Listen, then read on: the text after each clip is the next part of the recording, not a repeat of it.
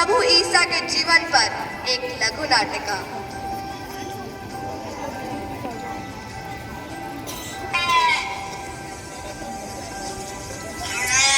पता नहीं कहाँ होगा, कैसा होगा, हमेशा ही भटक जाता है।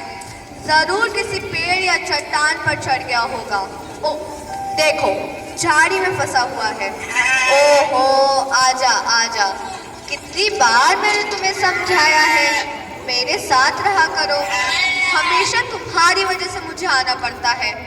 ओहो, देखो तो कितने कांटे लग गए हैं तुम्हें। और ये खून कहाँ से आ रहा है? पैरों में भी लग गई है चोट। अब तो इसे गोदी में ही ले जाना पड़ेगा। आ जाओ, मेरे पास ही आ जाओ।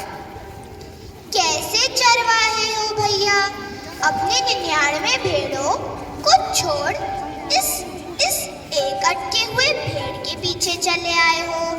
अच्छा बताओ, वैद्य की आवश्यकता किसे होती है? बताओ बताओ, रोगी को। और यह भी बताओ, प्रेम की आवश्यकता किसे होती है? जो हमसे दूर चले जाते हैं। ईश्वर जाने भैया, ये ज्ञान इस छोटी सी उम्र में कहाँ से प्राप्त हुआ है? दादा, ईश्वर से ही। परमेश्वर कभी नहीं चाहता था कि उसकी सुंदर रचना नष्ट हो जाए। ईश्वर ने जगत से ऐसा प्रेम किया कि अपना एक लौता चमकता सितारा हमारे उद्धार के लिए दे दिया।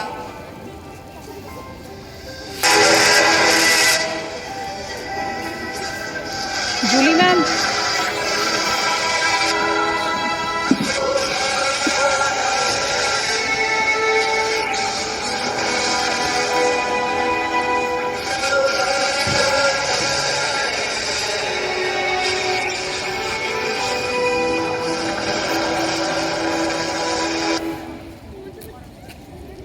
समय बीतता गया और मनुष्य परमेश्वर से दूर होता गया।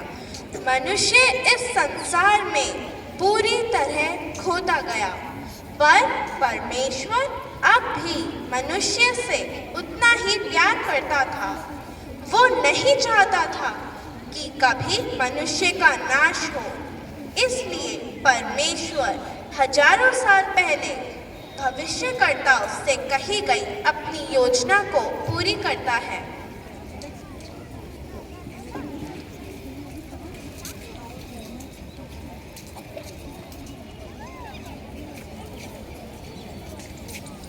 क्योंकि हमारे लिए बालक उत्पन्न हुआ है, हमें एक पुत्र दिया गया है और प्रभुता उसके कंधों पर हो, और उसका नाम अद्भुत युक्ति करने वाला, प्राकरणी परमेश्वर, आनंद काल का पिता और शांति का राजकुमार रखा जाएगा। उसकी प्रभुता सर्वदा बढ़ती रहेगी और उसकी शांति का अंत ना होगा। यह इस प्रकार हुआ जब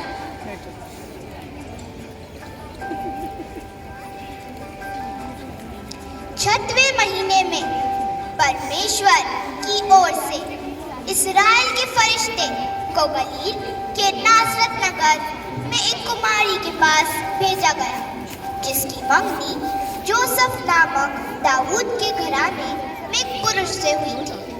उस कुमारी का नाम मरियम था।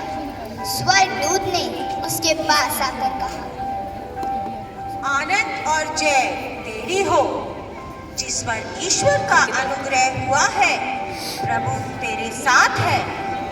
वह उस वचन से बहुत घबरा गई और सोचने लगी, ये किस प्रकार का अभिवादन है?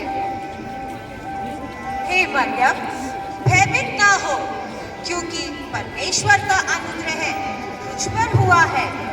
देख, तू गर्भवती होगी और तेरा एक पुत्र उत्पन्न होगा। तू उसका नाम यीशु रखना। वह महान होगा और प्रधान का पुत्र कहलाएगा, और प्रभु परमेश्वर उसका पिता दाऊद का सिंहासन उसे देगा, और वह याकूब के घर पर सदा राज्य करेगा और उसके राज्य का अंत ना होगा। ये कैसे संभव होगा? मैं एक पुरुष को जानती ही नहीं। पवित्र आत्मा तुझ पर उतरेगी और परम प्रधान की सामर्थ्य तुझ पर छाया करेगी। इसलिए जो पुत्र उत्पन्न होगा परमेश्वर का पुत्र कहलाएगा। देख, तेरी कुटुंबिनी एलिजाबेथ के भी बुढ़ापे में पुत्र होने वाला है। वो जो 5 कहलाती थी उसका 6वां महीना है, क्योंकि जो वचन परमेश्वर की ओर से होता है वो प्रभाव रहित नहीं होता। देख देख, मैं प्रभु की दासी हूँ, मुझे तेरे वचन के अनुसार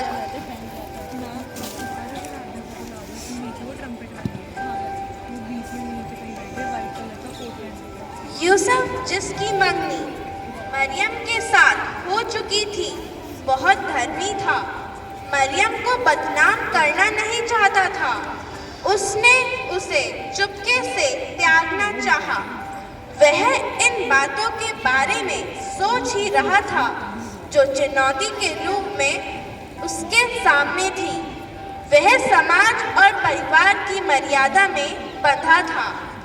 सोच में डूबे हुए ही उसे नींद आ गई और प्रभु का स्वर्गदूत स्वप्न में दिखाई देकर कहने लगा, हे यूसुफ, दाऊद की संतान, तू अपनी पत्नी मरियम को अपने यहाँ ले जाने से मत डर, क्योंकि जो उसके गर्भ में है वो पवित्र आत्मा की ओर से है। वह पुत्र जन्मेगी और उसका नाम तू यीशु रखना, क्योंकि वह अपने लोगों का उनके पापों से उद्धार करेगा।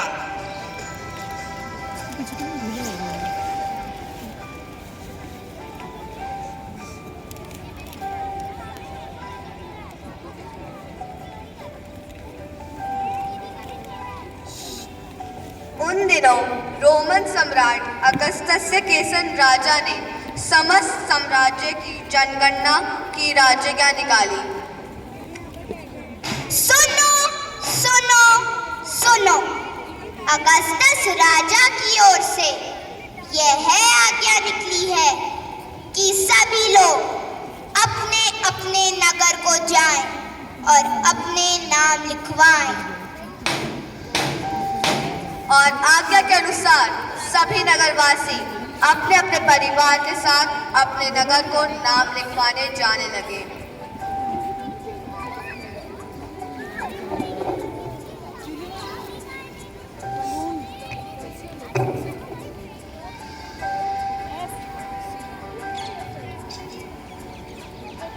आपका नाम बताएं।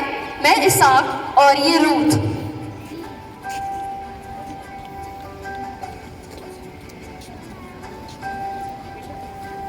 आपका नाम? मैं मोसेस और ये डेबोरा।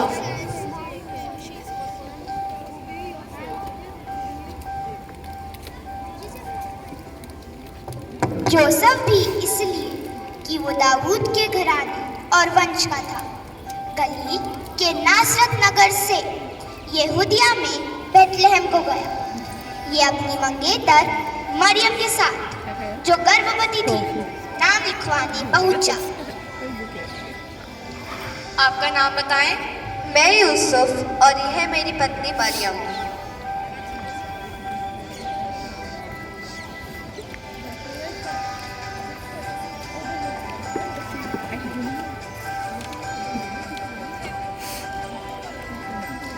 उनके वहाँ रहते हुए मरियम के जन्म के दिन पूरे हुए। तब मरियम और यूसुफ जगह ढूंढते हुए एक सराय पर पहुंचे।